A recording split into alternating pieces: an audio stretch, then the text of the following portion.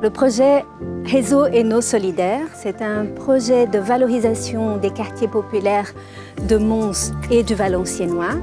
C'est un projet financé par l'Europe, un projet Interreg, un projet donc transfrontalier entre la France et la Belgique. C'est un projet de recherche-action, c'est-à-dire qu'il est monté par des chercheurs, mais aussi des travailleurs sociaux et les habitants de ces quartiers. Aujourd'hui, on fait une grande fête, en fait, c'est la grande fête de ce projet, parce qu'on va à la fois montrer tout le travail qui a été fait avec les habitants, ce sont les habitants eux-mêmes qui vont présenter le travail qui a été fait, et on va se projeter dans l'avenir. On va parler de ces quartiers. L'Université de Mons est partenaire de ce projet à 2 titres. Donc, d'une part, la faculté d'architecture et d'urbanisme, c'est le chef de file en fait du projet. Et puis, c'est la faculté de psychologie avec le service de sciences de la famille.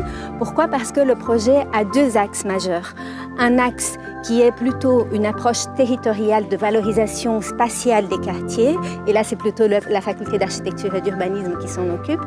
Et puis, il y a un volet lié à la coéducation. Donc, l'idée que c'est tout un quartier qui éduque un enfant. Et ça, c'est plutôt le service sciences de la famille.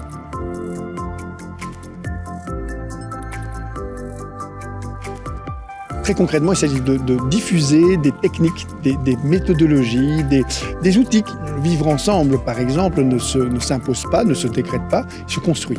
Il y a des outils qui permettent de construire le vivre ensemble, pour travailler à partir des émotions que les personnes peuvent vivre de manière commune à l'intérieur des familles. Alors, à l'intérieur des familles, quand elles se réunissent dans des cadres conviviaux, je prends un exemple.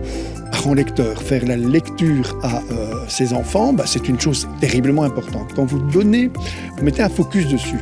Quand le parent lecteur devient un parent capable de lire aux enfants des autres parents, vous êtes en train de travailler une dynamique territoriale, de renforcer une compétence parentale qui semble, comme toujours dans les compétences familiales, revenir à l'éducation implicite. Donc, elle ne se dit pas, elle ne s'affirme pas, elle ne s'enseigne pas, elle ne s'apprend pas dans des endroits formels. On a vraiment ce sentiment qu'il y a eu un échange transfrontalier qui a enrichi finalement les techniques des uns et des autres, mais que cet échange a aussi produit une dynamique dans chacun des territoires, puisque chacun des acteurs est devenu en soi un peu un formateur ou en tout cas un diffuseur de techniques tout à fait fiable, parce qu'ils se sont appropriés ça de manière vraiment très, très, très approfondie, au point de pouvoir maintenant les enseigner et les transmettre.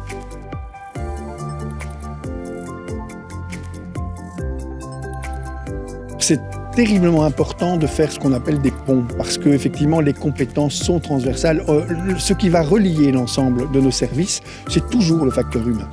L'architecture, c'est produire des bâtiments pour des êtres humains. La coéducation, c'est travailler au développement des êtres humains. Et le point, finalement, qui va rassembler l'ensemble des facultés, c'est l'aspect humain. Et on le sait, y compris, par exemple, lorsqu'on travaille maintenant avec des services numériques, on va devoir travailler la digitalisation, c'est-à-dire la manière dont on va rendre le numérique humain.